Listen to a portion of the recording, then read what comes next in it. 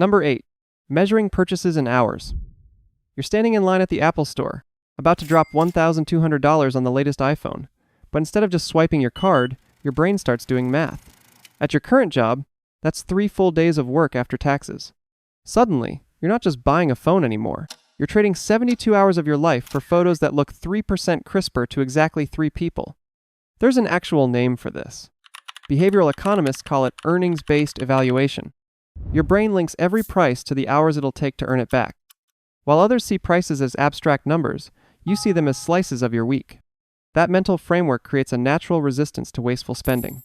The kind of resistance that makes you put the $7 bottled water back on the shelf. People who think this way tend to have what psychologists call high financial self-efficacy. You believe your actions directly influence your financial outcomes, so every purchase becomes a strategic decision rather than an emotional impulse. Your spending reflects your confidence in your ability to generate income. This habit creates a feedback loop between earning and spending.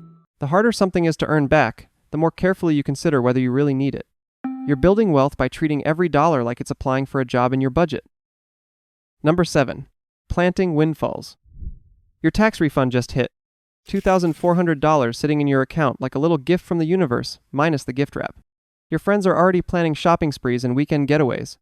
But you're staring at that number and seeing something completely different. Investment potential, business capital, or a chance to plant something that grows, preferably into more of itself.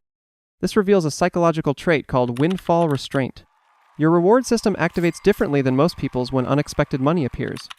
Instead of triggering spending impulses, windfalls flip a switch in your brain marked, "What could this become?" You see potential energy rather than spending permission. Research shows that people who consistently reinvest unexpected money tend to have stronger, future-focused thinking and better impulse control. Your brain is wired to see money as a tool for creating more money, rather than a ticket to immediate gratification, which usually expires by Monday anyway. That mental programming is what separates wealth accumulators from wealth spenders. The power is in how this habit compounds exponentially. Each planted windfall grows into larger windfalls, which get planted again. Over years, those moments of restraint create financial momentum that feels magical, like watching a tree you planted start growing money-shaped leaves. Number 6. Wealth on autopilot. You log into your banking app and quietly bump your automatic savings from $200 to $300 a month. No fanfare, no dramatic lifestyle changes, and definitely no Instagram post about it. Your daily life stays exactly the same, but your future self just got $1,200 richer this year, without you even noticing. This is systems over willpower in action. Instead of dramatic lifestyle overhauls that burn out after a few months, you make small adjustments that run automatically. Your brain understands that lasting change happens gradually, quietly, below the threshold of daily awareness. It's called choice architecture, designing your financial life so that good decisions happen by default. While other people rely on motivation and discipline, you've built a system that works, even when you're busy thinking about what to have for dinner. The power of this approach is in its invisibility. Your wealth grows in the background without requiring daily effort or sacrifice. You're building financial momentum without the psychological resistance that comes with dramatic changes, and over time, those invisible upgrades create results you can't help but notice. Number 5. Opportunity Fund. You keep a separate savings account that your friends would probably call weird. It's not for emergencies, vacations, or anything specific. It's for those random moments when something amazing pops up and you need to move fast. A friend's startup needs investors. A course that could change your career opens for 48 hours only. A property deal that won't last the weekend. This habit reveals strategic thinking and comfort with calculated risk. Your brain naturally plans for scenarios that haven't happened yet. You understand that the best opportunities often come with tight deadlines, and preparation is what lets you move while others are still figuring out what to do. Studies show that people who maintain opportunity funds tend to score higher on measures of future planning and cognitive flexibility. You're buying optionality, the ability to say yes when others have to say no. That kind of financial positioning creates advantages, ones that compound over time. The fund itself might sit there for months without being touched, but its real value lies in the doors it keeps open. You sleep better knowing that when the right moment comes, you won't have to watch it pass by. That readiness, that ability to seize the moment when others can't, is exactly how extraordinary opportunities get captured. Number 4. The language of wealth. Your friend suggests splitting an expensive dinner. Instead of saying, "I can't afford it," you hear yourself say, "I'm choosing not to spend on that right now." It sounds like a small shift, but something about those words feels completely different. more powerful, more in control. It's amazing how much richer you sound when you're not effectively announcing your bank balance to the dinner table. This language shift reflects a strong sense of financial agency and a refusal to define yourself by limitations. Your brain frames financial decisions as choices rather than constraints. That subtle reframe changes how you think about money, opportunity, and your own capabilities. Psychologists have found that people who use choice-based language around money tend to have better financial outcomes over time.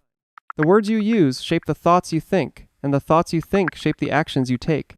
By speaking like someone with options, you start acting like someone with options. This habit also protects your identity from scarcity thinking.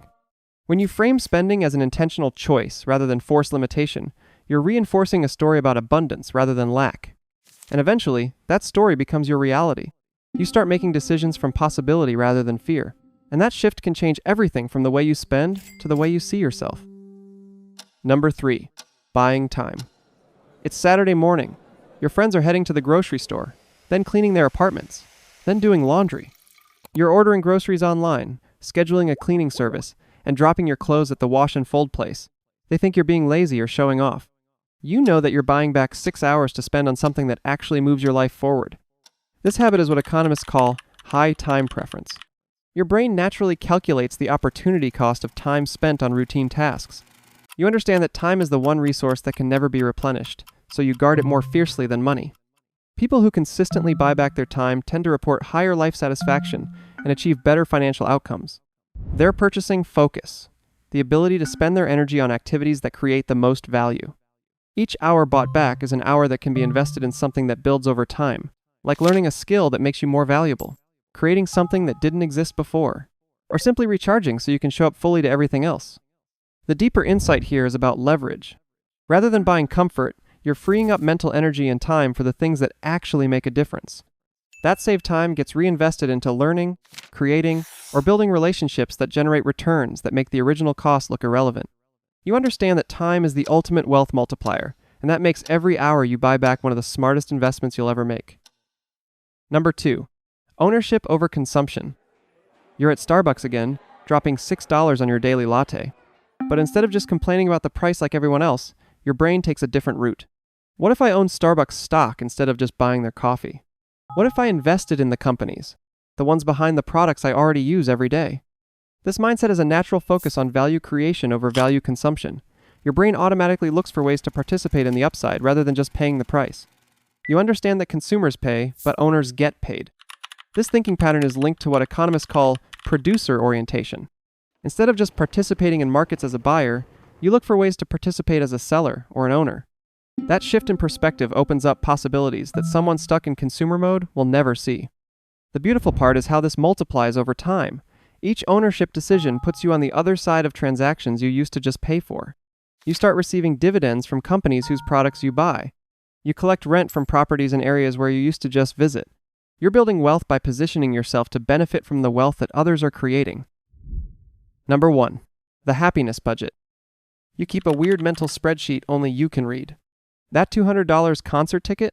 Filed under absolutely worth it, because you're still smiling about it months later. The $80 impulse buy from an Instagram ad goes in the never again category because it's been sitting in a drawer ever since. You're building your own personal database of what money can actually buy you. This habit reflects intentional alignment between spending and personal values. Your brain treats happiness as something worth investing in, but also something worth measuring. You understand that different pleasures have different half-lives, and you're willing to pay premium prices for the ones that actually matter. Studies show that people who consciously track their happiness spending tend to have better financial outcomes and higher life satisfaction overall. They avoid the trap of mindless consumption while still enjoying the genuine pleasures that money can provide.